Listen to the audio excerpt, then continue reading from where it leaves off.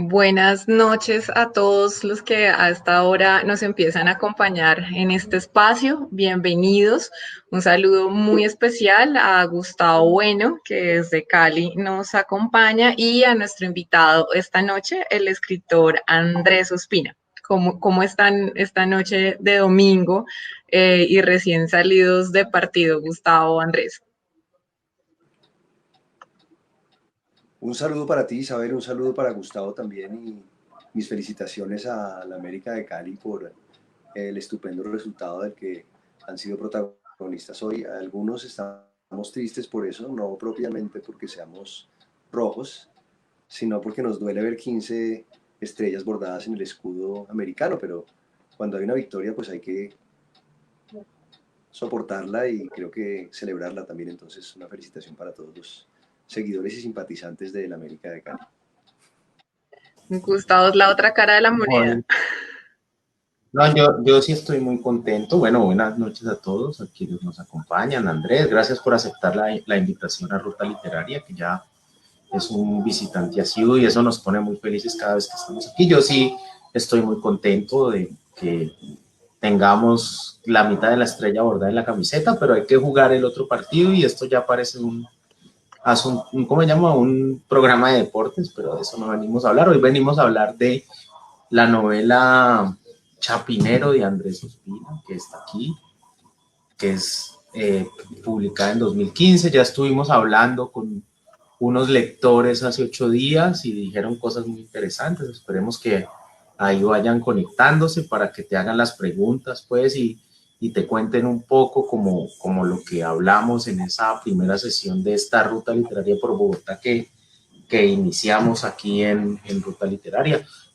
También queremos agradecer a nuestros amigos de Tercera Órbita, un colectivo literario y artístico de la ciudad de Cali, que son quienes nos están ayudando en esta transmisión. Un saludo para Bueno, ellos. mientras se van conectando los espectadores a este espacio, empecemos por hablar de la Ruta Literaria Bogotá. Esta es una iniciativa que es posible gracias al apoyo del Instituto Distrital para las Artes y Dartes.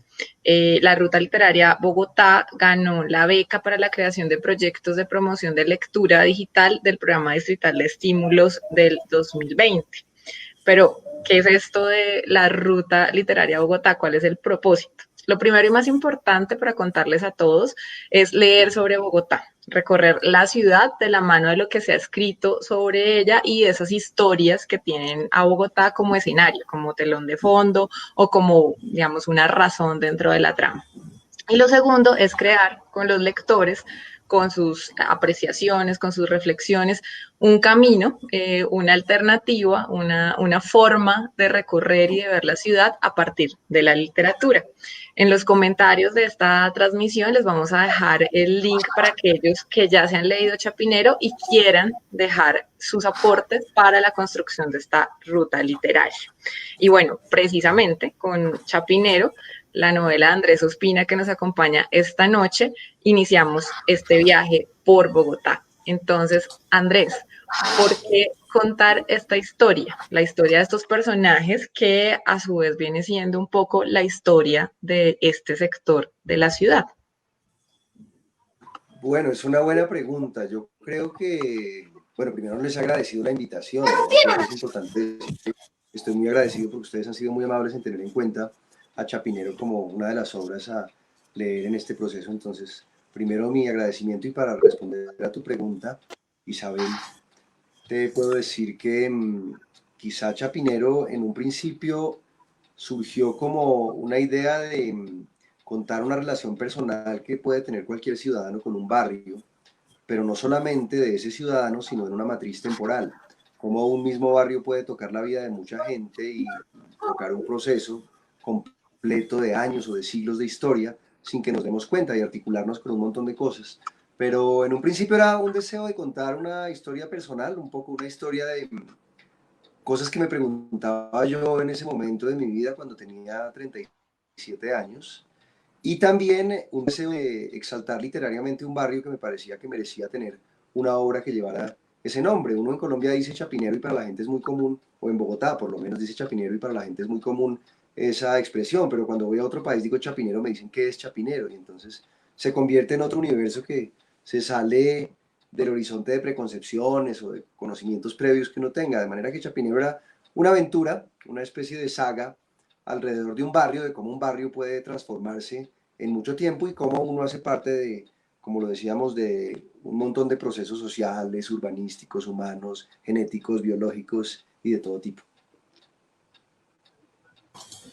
Andrés, digamos, la construcción de la novela, pues es un poco, no sé si compleja, pero digamos que para un escritor meterse a hablar desde 5 voces, que eso implica, desde 5 narradores, que eso implica crear 5 voces, crear 5 puntos de vista diferentes, además en distintas épocas, pues no es sencillo. Cuéntanos un poco cómo fue ese proceso creativo y cómo te fuiste inventando esta historia. Bueno, Gustavo, en principio lo que sucedió es que yo empecé a escribir una columna, yo escribo todavía una columna en un periódico que se llama Publimetro, de circulación gratuita. Algún día estaba muy colgado, tenía que entregar la columna porque se publicaba un martes y era un lunes y yo estaba, eran como las 3 de la tarde y no tenía tema y me puse a pensar de qué escribo para no incumplir y dije, bueno, voy a escribir sobre mi barrio, voy a escribir una columna que cuente en 500 palabras cosas que pienso con respecto a mi barrio, hacerle un tributo a mi barrio. El tema se quedó guardado por mucho tiempo y luego pensé que quizá había sido un desperdicio dedicarle solo 500 palabras a Chapinero y decidí escribir una historia que fuera contada desde Chapinero, pero que permitiera algo que me interesa mucho y que me obsesiona mucho. Son dos cosas que me obsesionan mucho cuando escribo, que son, por un lado, el tiempo y por otro lado, la palabra. Tengo una fijación enfermiza con el tiempo y le tengo pánico y respeto al tiempo. Y a la palabra le tengo respeto y también le tengo pánico. Entonces, el juego de crear unos personajes que contaran una historia en un mismo barrio, en distintos momentos, pretendía, por un lado, servir de medium y hacer el ejercicio de meterme en el alma de otros seres, de meterme en los valores de otros seres, en la forma de pensar de otros seres, pero sobre todo en la forma de hablar de otros seres. Entonces, traté de construir una suerte de estilo de conversación según los personajes, que son un hombre del siglo XX que tiene más o menos mi edad, un personaje de principios del siglo XX que tiene, en este momento estaría teniendo 90 o 100 años, y otros personajes de los siglos XVIII y XVII y una mujer de los años 60. Entonces la idea era crear un tono que encerrara parte de la escala de pensamientos, de intereses que podía tener cada uno y también meterlos en una matriz de cómo se reflexionaba, cómo se sentía en determinada época. Empecé escribiendo la historia de un personaje que se llamaba Salvador, que es el que les hablo de principios de siglo, que contaba en realidad la aventura de 4 niños que se van a buscar un fantasma, o 4 niños, no, 4 preadolescentes que se van a buscar un fantasma a una quebrada que se llama la quebrada Las Delicias, en la calle 62, más o menos hacia arriba, un poco más adelante. Entonces sí, más o menos era tratar de impostar la voz de distintos seres y de tratar de hacerla verosímil. No sé qué tan bien lo logré, quizá hoy lo leo y puedo encontrarle errores, pero era lo que yo estaba, o lo que sentía y lo que tenía en mi alma en ese momento. Andrés, y precisamente, pues digamos, como uno de los retos que yo le veo a la construcción ya de la novela como tal es justamente todo ese componente, digamos, histórico que tiene la novela, porque si bien, por supuesto, hay toda una construcción ficcional, pues también hay muchas cosas que parten de la realidad, sobre todo las históricas. ¿Cómo fue ese proceso investigativo? ¿Cómo recopilaste tanta información para contarla en tu novela? Bueno, parte de la información son cosas que yo había venido oyendo desde muchos años atrás, o cosas de las que fui testigo, o historias que conocí, porque tengo obviamente una fijación enfermiza con el pasado. Entonces, desde muy temprano en mi vida he estado leyendo cosas que hablan sobre la historia de la ciudad en la que resido. Y Chapinero buscaba que esos datos pudieran servir como insumos o como telón de fondo para que ocurrieran cosas. Entonces, una de las obsesiones que yo tenía en Chapinero era que ninguno de los datos que se cuenten en la novela, si se puede llamar novela, no sé si la palabra sea novela, fuera desmentible. Es decir, que cada cosa que se dijera, si tú ves que alguien estaba en un punto determinado de la ciudad, en un determinado día haciendo determinada cosa, que eso en realidad hubiera ocurrido. Entonces hay un montón de acontecimientos históricos menores, no muy grandes. Está, por ejemplo, para poner un caso, el momento en que se concibe un poema muy famoso de José Asunción Silva, que es el Nocturno. Entonces hay un momento en que un personaje de Chapinero que se llama Higinio es testigo de ver a José Asunción Silva con su hermana Elvira caminando por lo que se llamaba el camellón de los eucaliptos en el Chapinero de aquel entonces, que según le leí en algún libro, no, le leí en la biografía de Silva, en Almas en Pena, Chapolas Negras de José Asunción Silva, ese camellón era una zona muy chapineruna y seguramente fue el espacio que inspiró ese poema. Entonces, cada uno de los hechos que sucede en Chapinero está relacionado con algo que fue documentado en la prensa, o por lo menos con algo que ha sido contado y que ha estado en tradiciones desde mucho tiempo atrás. Incluso la historia misma de un señor llamado Antonero, que supuestamente es el pionero y el primer habitante de Chapinero y el que da su nombre a Chapinero, que no sabemos si sea verdad, es probable que no lo sea, pero está contado en libros y eché mano de esos insumos para que esas historias nutrieran algo que fuera mucho más complejo, mucho más extenso, y así fue como se fue construyendo. No sé con qué tanta fortuna, pero así se fue construyendo. Esa historia de ese personaje, de hecho, es casi que mítica, ¿no? Con el tema de los chapines y cómo eso se convirtió después en el, digamos, en el mote del sector de chapinero como tal. Por ejemplo, por mucho tiempo para mí fue 100% real. Eh, digamos, porque es como parte de esas historias que uno escucha de una persona a otra y de alguna forma se van convirtiendo como en esas realidades del imaginario colectivo. Sí, probablemente. Yo creo que a veces incluso los mitos o las historias de ficción llegan a cobrar más fuerza que las verdades. Hay muchos personajes que existieron en la historia de la humanidad de los que nunca sabremos sus nombres porque no quedó ningún testimonio de su trasegar por el mundo. No existieron ni Don Quijote ni Sancho Panza, pero nosotros los concebimos como parte de nuestro imaginario y como parte de aquellas cosas que hemos vivido desde mucho tiempo atrás, porque cobraron la fuerza de un mito, y eso mismo ocurre con Chapinero. No existe, y de hecho muchos historiadores cuestionan la verosimilitud de aquello de los chapines y de aquello de que él estaba en la calle 60 con carrera séptima de Bogotá en nomenclatura actual, pero esos mitos se convierten finalmente en algo que al ser repetido vez tras vez termina deviniéndose como una posible verdad. Y eso es lindo, es una parte mágica de el hecho de que se haga literatura y del hecho de que se haga literatura de ficción, que creo que pierde como en gran parte el compromiso de contarte una verdad de verdades. Andrés, nosotros hablábamos con nuestros lectores que ya aquí se están conectando. Bueno, queremos saludar primero a Juan David Padilla, que es un artista visual, fotógrafo, que está en Estados Unidos, ¿no? No sé en qué ciudad está Juan David. Un saludo para él. Pero ya están llegando nuestros lectores, Camille Melo, Claudia Vargas, Marlene Torres. Bueno, ellos, cuando hablábamos con ellos hace 8 días, decíamos un poco que en tu novela había una lucha constante de esos personajes para digamos, entre que esos personajes se movían como entre el amor y el odio o tratar de resistir a Bogotá todo el tiempo. Durante esas 5 historias, a esas 5 historias les pasaba eso, ¿no? Digamos, y que esa construcción nos parecía muy interesante, pues porque todo el tiempo estaba esa contradicción, ¿no? Como sobrevivir, resistir a Bogotá. Y nos preguntábamos también nosotros si a ti te pasa un poco eso con la ciudad, ¿no? Si algo de eso está reflejado en esas 5 voces que componen Chapinero.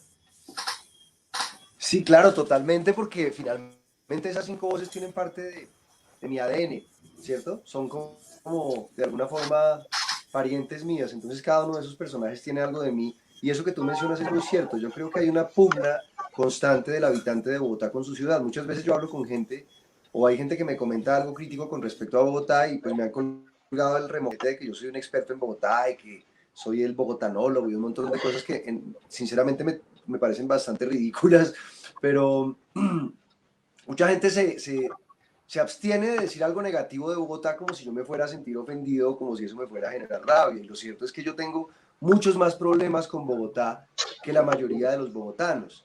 Yo tengo una visión más crítica y a veces con mucha más rabia hacia Bogotá que gran parte de los bogotanos, porque la he explorado y si la he explorado con una mirada capaz de ver defectos y capaz de ver un montón de cosas.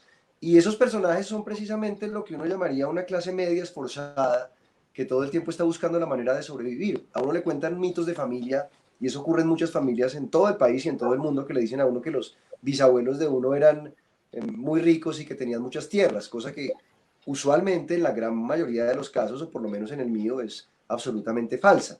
Mi familia no es de Chapinero, para empezar, ¿no? Mis ancestros no son de Chapinero, ni mi procedencia es de Chapinero. Yo soy bogotano de primera generación, de manera que esa no es la historia de mi familia ni de nada parecido. Pero esos personajes que están ahí son una manera de reflejar cómo ha habido una constante pugna entre cada bogotano y la ciudad que habita desde mucho tiempo atrás, porque ese es otro mito que yo quería derrotar. La gente tiende a creer que Bogotá se dañó, que Bogotá era una ciudad hermosa, paradisiaca y llena de virtudes, que hoy está degradada. Eso no es del todo cierto. Bogotá siempre ha tenido un grado terrible de hostilidad. Cuando uno lee las crónicas de quienes habitaron Bogotá en el siglo XIX, se encuentra con historias de cosas terribles, de epidemias horrorosas, tan o más terribles que la actual.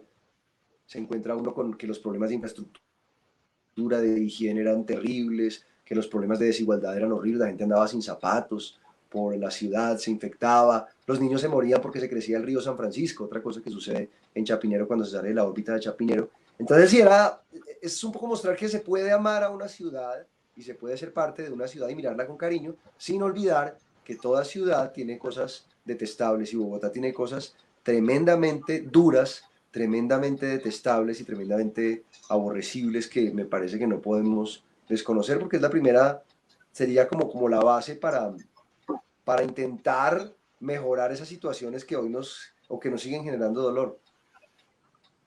Pues Andrés, yo creo que justamente como eso que lograste en la novela, y creo que lo lograste, por lo menos a mi modo de ver y con la lectura que de hecho hicimos como de forma colectiva con los miembros de este club de lectura, hablábamos de muchos de esos temas y como muchos de esos matices que tiene la novela, o sea, más allá de los personajes y más allá de sus historias particulares, hablábamos, por ejemplo, esto de la pobreza oculta, por ejemplo, hablamos también, pues, por ejemplo, de esas miradas un poco discriminatorias que existían para cierto tipo de personas, como esas pugnas y digamos, esas rencillas y esas tensiones entre clases sociales dentro de un mismo sector. Y pues creo que definitivamente, más allá de las historias particulares y como esas búsquedas en la que cada personaje está, pues esos elementos, por supuesto, le imprimen otro carácter a la novela, ¿no? Y poderlo hallar y poderlo encontrar y como tú bien dices, que no solo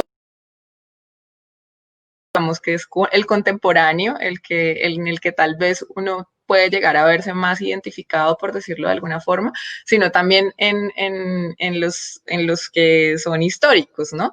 Entonces, bueno, eso definitivamente es como de esas características memorables de la novela y que creemos que se logra muy bien dentro de la narrativa. Ahora, Andrés, otro de los aspectos que nosotros hablábamos en el marco de este club de lectura era la capacidad descriptiva que tenía la novela. Y como, por ejemplo, elementos como enlistar cosas y de hecho muchos elementos alrededor de la cocina o de las comidas que uno puede encontrar, por ejemplo, en Bogotá o en Chapinero, estaban ahí, incluso los olores, las percepciones.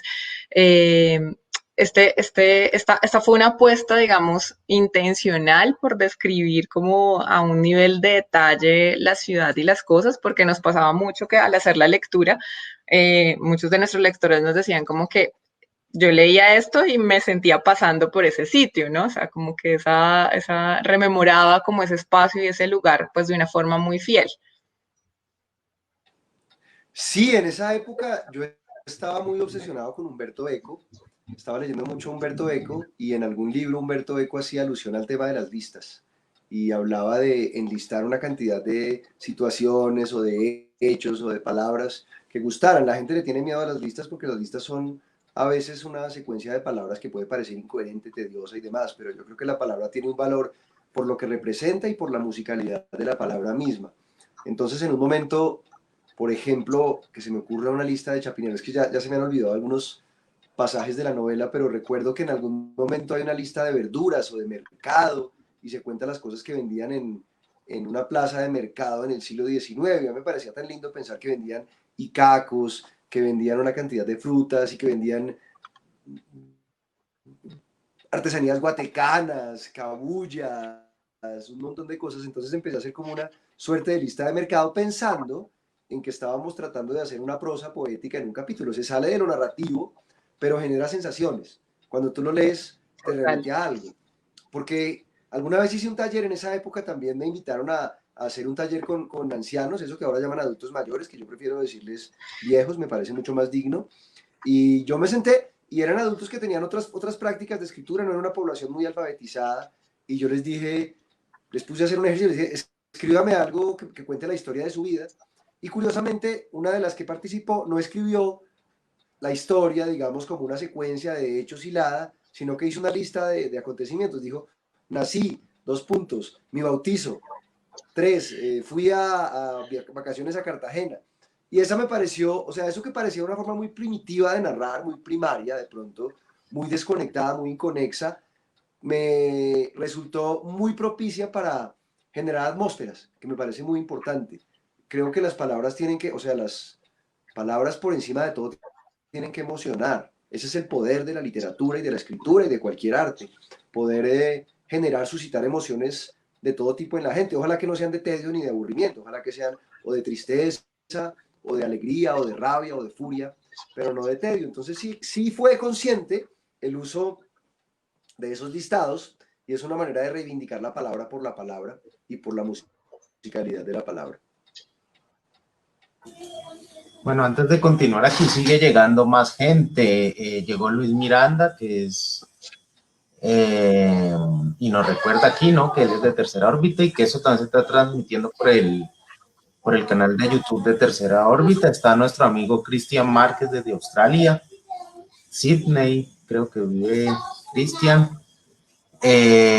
Acaba de llegar David Parada también, que estuvo en nuestro club, y también Carmen Inés Gamboa. Si quieren preguntar algo a Andrés, pues ahí por el chat lo pueden hacer, por el chat eh, por donde están saludando, y Andrés pues contestará ahí sus preguntas. Lo que sea. Andrés, eh,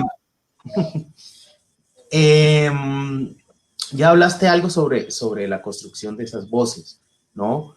Eh, como un escritor, ¿no? Cuando hace un poco, pues esta novela me parece un poco rara porque tiene algo de histórica y algo de lo contemporáneo y algo, bueno, hay una investigación, como lo nombraste ahora, pero ¿cómo hace un escritor, ¿no? Para dividirse en todas esas voces, ¿no?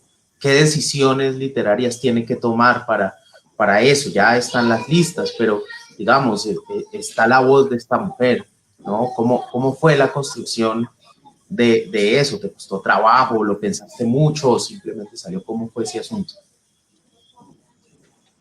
Bueno, lo primero es que cuando comencé a pensar en los personajes de Chapinero, lo único que tenía claro era el momento de la historia en que vivían.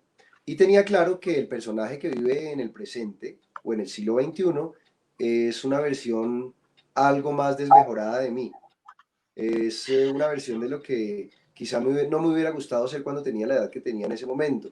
Y también es una proyección de muchos miedos que tenía o que tuve en algún punto de mi vida, un temor a quedarme sin dinero, por ejemplo, que fue algo importante. Alguien hizo una tesis, no recuerdo si de maestría o de pregrado, sobre el concepto de dinero en varias novelas y habló de Chapinero. Yo no me había dado cuenta, porque a veces la gente lo psicoanaliza a uno y resulta interpretándolo a uno mejor de lo que uno se ha planteado. Entonces alguien habló de que el dinero era un elemento muy importante en Chapinero. Yo nunca lo había pensado ni estaba consciente de que Chapinero era una proyección de mi obsesión con el dinero. Entonces, ese personaje salió de mí, claramente. Los demás personajes fueron produciéndose de manera natural con un proceso que yo llamo Frankenstein de personajes, que es, por ejemplo, Tania, que es la mujer, tiene rasgos en algún sentido de mi mamá, en algún sentido tiene un 30% de los genes de mi mamá, pero tiene un porcentaje de 70, digamos, con los genes de otras mujeres,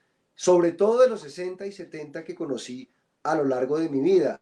El personaje de Antón, que es un zapatero ilustrado, cosa muy extraña, era difícil justificar que que un zapatero de aquel entonces estuviera escribiendo un libro pues con los índices de, ya no se dice analfabetismo, ¿no? Ahora se dice iletrado, creo que es la palabra correcta según las nuevas normas de corrección política, pero que un zapatero fuera letrado. Entonces me inspiré en un personaje que era cronista de Indias, leí muchas crónicas de Indias, leí a Juan de Castellanos, a Juan Rodríguez Freile, y traté de calcar, no muy bien quizá, el estilo abigarrado que tenían esos cronistas en aquel entonces y moralizante, porque era gente que estaba muy obsesionada con mostrar su amor a Dios para evitar seguramente que algún tribunal católico los excomulgara o algo parecido. Entonces, en algún momento de la historia y precisamente en el momento en que existe Antonero, era fundamental que los textos tuvieran un carácter religioso. No era fácil hacer un texto profano en muchas situaciones. Entonces ese personaje lo pensé como en ese cronista de Indias, pero no el cronista solemne, sino el cronista que viene, digamos, de una situación sencilla como es estar vendiendo zapatos en Cádiz. Salvador, que es un personaje que vive a principios del siglo XX, en los años 30, y que tiene tres amigos, se me ocurrió a partir de una película que fue muy importante en mi infancia, que en español se llama Creo que cuenta conmigo, y que en inglés se llamaba Stand By Me, que es la historia de cuatro jovencitos preadolescentes que se van a buscar un muerto por una carrilera de tren y vivir una cantidad de aventuras. Entonces pensé como en esas aventuras de adolescencia y también un poco en algo que contaba Eduardo Caballero Calderón sobre su infancia. Entonces para mí era como la infancia de quien hoy sería nonagenario. ¿Qué personaje se me escapa? Y el personaje de... se llama Higinio, ¿no? El personaje de Higinio es algo así como aquellos seres que he admirado toda mi vida, no voy a decir sus nombres, pero he conocido dos o tres seres que han sido capaces de sonreírle a la adversidad en todo momento. Entonces Higinio es como ese lado de aquellos seres que, pese a que la vida los aporrea segundo tras segundo, alcanzan a sonreírle a la vida. Y así fui construyendo esos personajes, cada uno tratando de ponerle a cada uno, de imprimirle a cada uno una impronta de lenguaje que reflejara su época y que reflejara los valores a los que debe corresponder ese personaje. En realidad no sé si fue difícil, fue divertido. Lo importante es que me divertí haciéndolo. Quizá fue engorroso, pero en el momento en que uno se está divirtiendo, no, o sea, supongo que les ocurre a muchos deportistas extremos que sienten el dolor, pero es un dolor que en medio de todo genera cierto bienestar, ¿verdad? Es un dolor satisfecho. Entonces, supongo que Chapinero lo escribí con un dolor satisfecho. Andrés, tengo por acá una lectora de nuestro club de lectura que se llama Natalia Jiménez. Natalia es médico y hoy justo está de turno. Pero Natalia, además de ser médico, es una gran lectora e hizo una lectura muy juiciosa de tu novela. Te voy a enviar esto por interno cuando salgamos de acá, pero hizo casi que un cuadro conceptual de algunos de los personajes y tiene una pregunta muy específica y muy particular que nos la dejó anotada porque no podía estar en este espacio. Ella me recuerda mucho porque cuando yo leí 100 años de soledad hice más o menos este ejercicio para poder hilar y tratar de conectar todos los personajes. Y su pregunta particular es, la tengo acá en el celular, la niña de Eddie habló con Salvador, que era su prima segunda. Uy, Dios mío. Pregunta Dije que era una lectura. No tengo mucha memoria. Debo confesar primero, doctora Natalia, un saludo para ti y muchas gracias por tu pregunta. Espero que veas esto en diferido. Lo primero que debo confesar es que se me olvidan muchas cosas de mis historias. Es decir, yo no tengo toda la novela en la cabeza y a veces se me olvidan nombres de personajes o hechos. Sé más o menos para dónde va y para dónde viene. Pero la historia de Salvador, o sea, la pregunta es si Salvador si se reencontró con Eddie, con Edilma, la manicurista. Sí. Sí, pues hay un parentesco ahí insinuado, no sé si sea tan evidente, ¿no? Realmente es otro tema de las familias, y es el tema de las infidelidades, y el tema de esas ramas familiares que en muchos casos se convierten para ciertos seres en vergüenzas o en hechos que ocultar. Todas las familias tienen hechos de infidelidades, a veces de incestos, en el caso de Chapinero no, pero la idea era, por supuesto, contar que un personaje se encontrara con... Uno sin saberlo, puede estar muchas veces encontrándose con parientes a los que no conoce, que son aquellos hijos del abuelo o del tatarabuelo o esa rama que nunca se destacó. Antes era más común porque había más infidelidades, no, ¿cómo decirlo? Infidelidades siempre ha habido, pero había más hijos extramaritales no reconocidos que se iban por otro lado. Las familias antaño tenían una buena cantidad de hijos reconocidos e hijos no reconocidos o conocidos como bastardos. Entonces Edilma es eso. Que si se reunió, no sé, la verdad no estoy seguro. Andrés, hay otro asunto ahí que lográbamos mirar en la novela, además de esta contradicción pues que comentábamos al principio de querer odiar a Bogotá y, y, y era esa, digamos, de esa construcción de las épocas que hacen, ¿no? Y un poco nos preguntábamos que en cuál de esas épocas nos hubiera gustado vivir o conocer a Bogotá. Nosotros, pues Isabel y yo, pues apenas conocimos a Bogotá los 10 últimos, no años. sé, 10 años de nuestra vida, más o menos, y bueno, pero pues había gente que bogotana y bueno, tiene pues su ascendencia bogotana ahí. Y hablábamos de eso, especialmente a mí me gustó la parte que hay una descripción del mercado, ¿no? Que me parece muy interesante y hablábamos que eso olía a frutas, se oía la gente y todo eso, ¿no? Un poco quisiéramos saber también, tus lectores aquí en Ruta Literaria, de en cuál época de esas te hubiera gustado como estar presente, pues aparte de esa del miedo al dinero, vendiendo las antigüedades de tu familia. Es como en cuál de Aquí esas tengo la épocas. antigüedad, mira, voy a dar una vuelta también. Aquí tengo el reloj que inspiró Muestra. Chapinero. Mira. Ah, Ahí está, bien. mira, eso es tremenda reliquia. Esa es una antigüedad familiar, pero no tiene nada que ver con Bogotá, era de mi bisabuelo que realmente era caldense, ¿no? Pero bueno, te interrumpí, discúlpame, no te dejé terminar, pero me emocioné cuando mencionaste No, las está muy bien. reliquias. ¿En cuál de esas épocas que tú pones ahí en la novela te hubiera gustado estar? ¿O cuál de esas Bogotás que contaste ahí dentro de esa novela, digamos, como que te pareció más interesante a ti, o no sé, a la que te apegas más, por decirlo de alguna manera? No, pues de pronto, o sea, no hay ninguna que me guste particularmente, pero me causa más curiosidad porque debe ser la más distinta de la presente, la más lejana.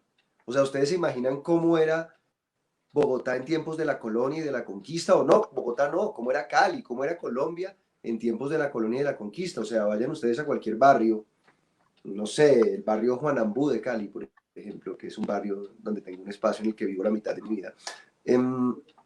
Imagínense ustedes cómo era esto antes de estar despoblado de edificios, de estar poblado, perdón, de edificios, cuando era un espacio despoblado, virgen, con especies de animales salvajes.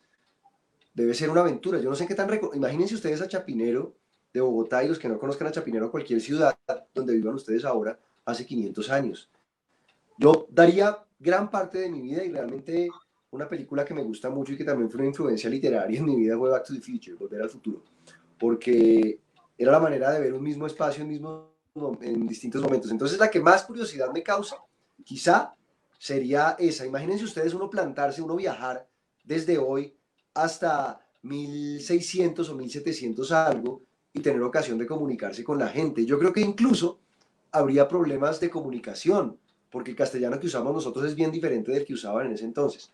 De manera que esa es la época que me gusta, pero me gusta también la época de Tania, porque son los 60. me hubiera gustado estar en la calle 60 de Bogotá y vivir como esa escena frenética. También me hubiera gustado vivir ese Chapinero de mansiones de los años 20 y 30. Me hubiera gustado conocer a José Asunción Silva. O sea, cuanto más diferente sea del presente, mejor aún. Para no responderte que todas, que es la respuesta más tonta que uno puede dar, pero respondo que la que más me gustaría sería la más remota. Mira, aquí David Prada Morales, que es uno que hace parte del club, te hace una pregunta. ¿Cuál es la perspectiva que tienes del actual Chapinero? ¿Cuál es tu visión del actual David, Chapinero? ¿qué le puedo decir yo a David?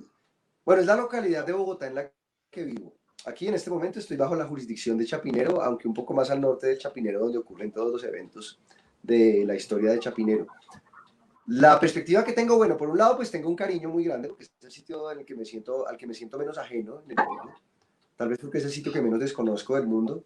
He vivido muchos años acá, pero a la vez tengo una preocupación no solamente por Chapinero o por Bogotá, sino por gran parte de Colombia y del mundo, porque siento que algo que nos está acabando y que se denuncia un poco en Chapinero también es el antropocentrismo, que creo que es finalmente como una de las cosas que trato, no sé qué tan clara sea en Chapinero, pero algo que insinúo yo es que somos grandes depredadores del entorno y que hemos malbaratado un patrimonio que nos dio no sé quién, si nos dio Dios, si nos lo dio la naturaleza, si nos lo dio el destino, pero no es un secreto que estamos deteriorando nuestro entorno diariamente. Estamos acabando con muchos espacios, llenamos la ciudad de cemento, no la estamos llenando, hemos deforestado y eso me parece tremendamente preocupante. No es el asunto de antes en Chapinero vivía gente divinamente y el barrio se perrateó. No es esa visión, sino más bien de muchos años atrás la humanidad ha estado viendo Chapinero y el mundo. Entonces mi perspectiva actual es de mucha angustia, de mucho cariño, por supuesto, de lástima un poco a veces, pero de mucha angustia ante la irresponsabilidad de aquellas cosas que hacemos. Hace poco le querían poner a Transmilenio una troncal que iba a recorrer gran parte de Chapinero y eso me parece una aberración urbanística de la peor estirpe. Entonces esa es la perspectiva que tengo de mucha preocupación y creo que eso es lo que dice Lorenzo al final de la novela, es como la coda de la novela, es decir, la humanidad ha acabado con un barrio y la humanidad ha acabado con un planeta. O sea, eso se puede reproducir a escala. Chapinero es como la historia de Adán y Eva o como la Biblia, es la historia de unos pequeños pobladores que empiezan a habitar un sitio, el sitio se llena, se reproducen porque somos altamente fértiles y tenemos a veces demasiados hijos y con ese tema del hacinamiento pues comienzan todos los problemas de recursos, comienzan los problemas de tenencia de la tierra, se empieza a parcelar todo, convierten las casas que antes habitaban 3 o 4 o 5 en grandes unidades multifamiliares que agotan gran parte de los recursos. Entonces esa es mi gran preocupación, David. Es de tipo urbanístico, mi preocupación. Andrés, Chapinero, la novela, igual que El barrio y el sector, igual que Bogotá también, es caótico, es azaroso, está lleno de matices, es diferente el Chapinero que está más cerca de la Caracas al Chapinero que está más cerca de las montañas, bastante variopinto. Y pensando en esto de una ruta literaria Bogotá, y cuando hablábamos con los miembros del club de lectura, yo les decía al final, me muero de ganas por poder salir a la calle, por poder ir a Chapinero, recorrerlo y recorrerlo con este libro en la mano y encontrar como esos lugares que están ahí, pero bueno, por ahora nos toca hacerlo en la virtualidad. Pero yo quisiera preguntarte, Andrés, ¿cuáles son esos sitios como más icónicos para ti dentro de Chapinero y que además las personas pueden encontrar en tu novela? Bueno, por un lado la avenida Caracas. La avenida Caracas que no es propiamente un motivo de alegría ni de orgullo entre los bogotanos, porque de las cosas horrorosas que tiene Bogotá es la Caracas.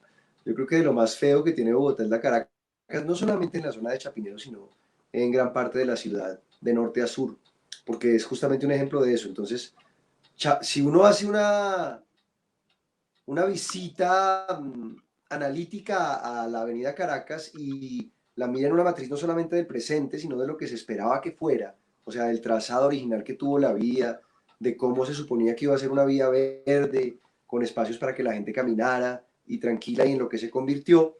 Creo que ese es un lugar que, más allá de lo icónico, porque yo podría hablar de lugares que hoy se preservan, como Villa de Laida, por ejemplo, que es una de las pocas casonas de Chapinero que están restaurando, que fue de Agustín Nieto Caballero, que está en la 70 con séptima, donde en una época había un restaurante llamado El Gran Batel, pero yo privilegiaría la Caracas y viéndola a varios tiempos, o sea, viéndola desde el epicentro de compraventas que es hoy, que a mí la compraventa me parece, bueno, es un negocio y es un servicio como cualquier otro, pero a mí me parece tremendamente doloroso aquello de derivar el sustento propio de la necesidad del otro, ¿verdad? O sea, tengo yo algo aquí, yo tengo este teléfono, bueno, mi teléfono no es muy costoso, pero tengo este teléfono, tengo una urgencia económica, voy a Chapinero, a la Caracas y me dan 10.000 pesos por este teléfono.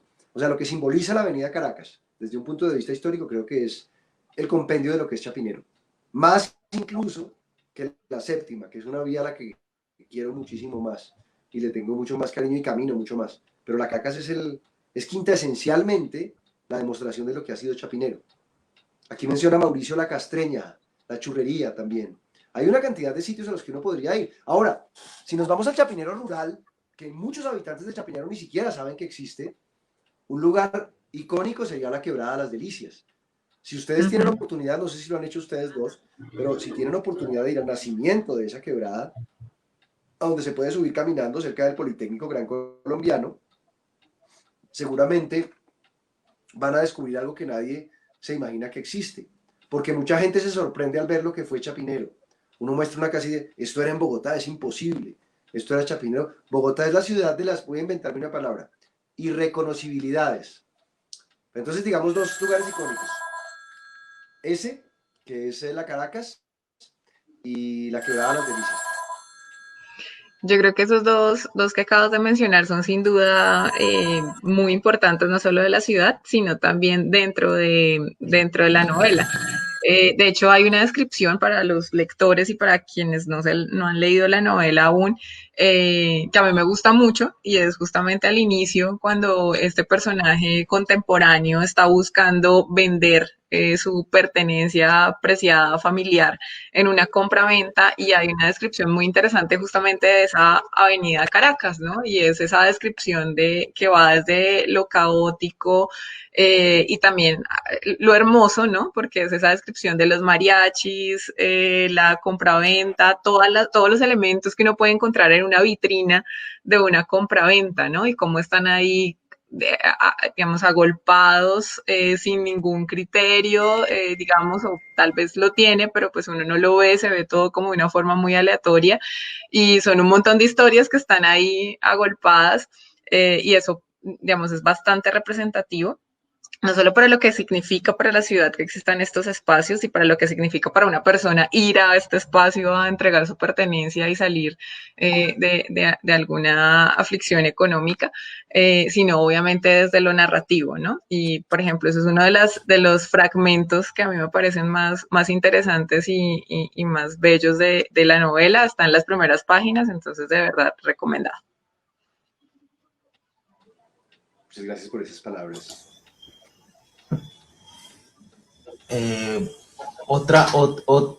Hablando de los logros que tiene esa novela, bueno, no hablando de los logros, mentira. La pregunta que quiero hacer es la siguiente. ¿Tú cómo ves esa novela ya en la perspectiva después? Es de 2015, ¿no? Después de, no sé cuánto te demoraste escribiéndola, pero ya ha pasado un tiempo. Obviamente, aunque encontramos rasgos de esa Bogotá, eso ahora ha cambiado, y después de la pandemia, una cosa que decía Isabel muy interesante en el club, era que ahorita salimos y ya vemos que lugares han desaparecido, ¿no? En este año, ¿no? Las ciudades han cambiado, ¿no? Las cafeterías donde uno se sentaba quizá ya no estén, o la señora que tenía su puesto de algo en alguna esquina ya no pudo volver a salir, y entonces uno sale ahora y se encuentra casi que con otra ciudad, ¿no? ¿Cómo en esa perspectiva ves tú esta novela, ¿no? Digamos, no sé si la has vuelto a leer o qué sé yo, a volverla a revisar. ¿Cómo la miras ahora con esa distancia? Bueno, yo evito releer mis cosas. Casi nunca releo algo que he escrito porque le encuentro muchos errores y quisiera volverlo a escribir. Entonces, en algún momento abandono mis obras y trato de no volverlas a ver porque, entre otras, me genera mucho remordimiento. De ahí que por esa razón se me olviden a veces muchos hechos de las novelas, porque eso ocupaba mi mente hace 5 años y ya no ocupa mi mente.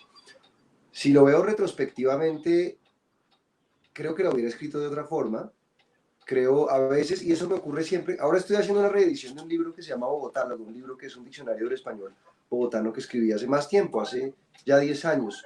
Y lo que me sucede siempre es que entablo muchas discusiones y me da mucha rabia con mi yo del pasado. O sea, me enojo con cosas que yo pensaba o decía o con la forma como insinuaba ciertas cosas. A veces leo Chapinero y encuentro ciertos dejos de situaciones que no me gustan. O sea, encuentro ciertos dejos de clasismo, por ejemplo, en Chapinero que hoy encuentro muy fastidiosos. Encuentro ciertas afectaciones del lenguaje que ya no me gustan.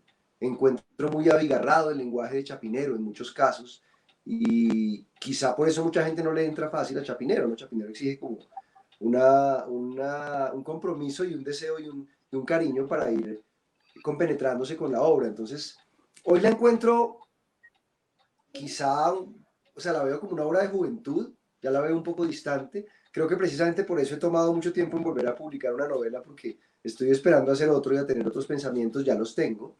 Y la encuentro así, rescato mucho que es un testimonio de época y que finalmente era lo que yo tenía en el corazón en ese momento, era lo que yo sentía en ese momento, pero definitivamente no sería la obra que yo escribiría hoy, nunca, bajo ninguna circunstancia, entre otras porque ocurrieron cosas en Bogotá después de eso, vino, ya, pues voy a poner un ejemplo tonto, ¿les parece con respecto a mi percepción de ciudad? Yo era absolutamente peñalosista, yo era un amante confeso de Enrique Peñalosa hasta el grado que lo llamaba papá Peñalosa.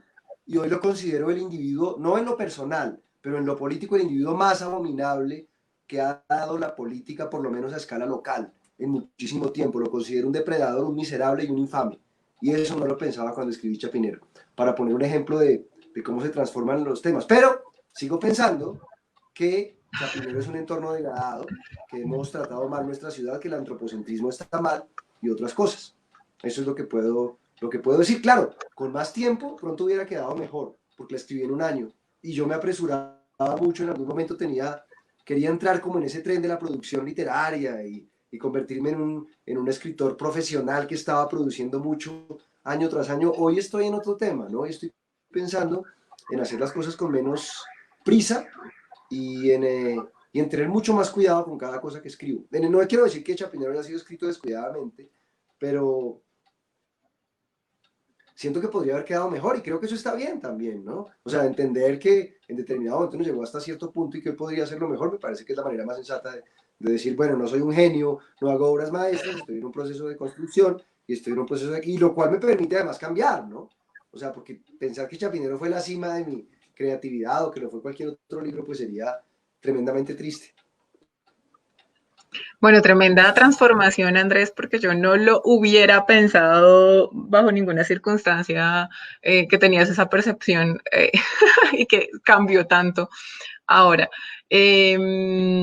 Quería preguntarte, Andrés, a propósito de esta ruta literaria que nosotros queremos construir de la ciudad, que ya nosotros tenemos, digamos, en este primer ejercicio de ruta literaria, arrancamos con tu novela, luego vamos a seguir con Disturbio, Magnolias para una infiel y Autogol de Ricardo Silva, pero quisiéramos preguntarte qué novelas o qué lecturas crees que pueden ser indispensables o pueden hacer parte de este recorrido literario por Bogotá para hablar de la ciudad a través de las letras. Muy bien. Los parientes de Esther, de Luis Fayad, me parece que es una obra, para mí fue una inspiración a la hora de hacer Chapinero. La trilogía Bogotá de Gonzalo Mayarino Flores me parece tremendamente bien lograda y también tiene el elemento de épocas, es decir, que nos permite viajar en épocas. Hay mucho, hay algo de inspiración en la estructura de la trilogía Bogotá en Chapinero. ¿Qué más se me ocurre? Un escritor que no ha sido, bueno, no pertenece al canon de las grandes plumas quizá de la literatura hecha en Bogotá, pero lo admiro mucho por su relación con el lenguaje precisamente y porque tiene humor. Disfruto mucho del humor en la literatura y no muchos lo tienen presente. es Alfredo Iriarte, y Espárragos para dos leones me parece un libro tremendamente divertido que recomendaría yo como una lectura bogotana. También de algunos contemporáneos míos hay lecturas que me gustan mucho, digamos, Tú que deliras, de Andrés Arias, me parece una obra linda para meterse en la Bogotá de los 30, en pasado. El libro de la envidia de José Asunción Silva, de Ricardo Silva Romero, me parece también una buena inmersión en ese tema. Y la historia oficial del amor, por supuesto, también. Es un cliché lo que voy a mencionar, pero sin remedio, de Antonio Caballero me parece como la gran obra de la literatura bogotana. Es el que viva la música de Bogotá, o sea, esa obra que uno quisiera leer cada vez que quiera retrotraer a Bogotá a su corazón. ¿Qué más se me ocurre? Y bueno, pues eso en el género de la literatura, ¿no? Porque uno también podría mirar otras cosas, poesía, por ejemplo. Silva es un personaje muy, muy, muy digno de ser leído. ¿Qué más se me ocurre? A ver, pensemos. No, yo creo que ahí puedo. Alguna vez publicamos en Lecturas del Tiempo, no un canon, pero sí un listado de obras escritas. Bueno, José Antonio Solís Lizarazo, por ejemplo, también. Estoy evitando los contemporáneos, ¿no? Disturbio de Miguel Manrique me parece una obra que disfruté muchísimo también y me celebro que esté aquí. O sea, celebro la selección que hicieron. Al margen de que Chapinero me parece muy afortunada. Pero bueno, esas son mis 5 tips, mis 5 recomendaciones, ¿les parece? Anotadísimas, porque este es el primer ejercicio de la Ruta Literaria de Bogotá. Esperamos seguirla nutriendo con más obras y más novelas y más perspectivas y más autores. Bueno, Será un ahí gusto leerlos y seguirlos. Luis Miranda pregunta cuáles fueron las influencias más importantes para escribir Chapinero. Yo creo que ya contestaste un poco, pero si quieres agregar algo más a esa respuesta para Luis. Para escribir Chapinero, bueno, para el personaje de Lorenzo fue Sin Remedio de Antonio Caballero. Cada personaje tuvo como sus padrinos. Entonces, para el caso de Lorenzo, que es el personaje contemporáneo, fue Antonio Caballero. Para el caso de Antón fue Juan Rodríguez Freile. El Carnero de Juan Rodríguez Freile es un libro que debe estar en todo canon de literatura, aunque no fue pensado, es un libro más de crónicas moralizantes, pero tiene mucho de literario. El Carnero fue la inspiración para hacer al personaje de Antón, Sí, Antonio. para hacer los personajes del siglo XX, los jóvenes. Salvador, la influencia principal fue Eduardo Caballero Calderón, hay 2 caballeros ahí. Para Tania, de pronto, ahí me salgo de Bogotá, yo creo que pensé mucho en Caicedo, que es uno de los escritores que más quiero. Caicedo es uno de mis escritores colombianos favoritos y le tengo un cariño muy especial a él, entonces creo que él hizo parte de eso.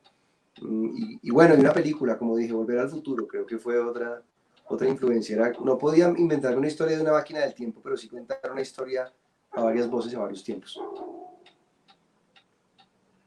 Bueno, Andrés, pues ya estamos llegando al final de este espacio. Queremos agradecerte a ti, por supuesto, nuevamente por abrir tu agenda y permitirnos conversar contigo y permitirnos, por supuesto, ahondar un poco más en tu novela que nos ha divertido tanto leer.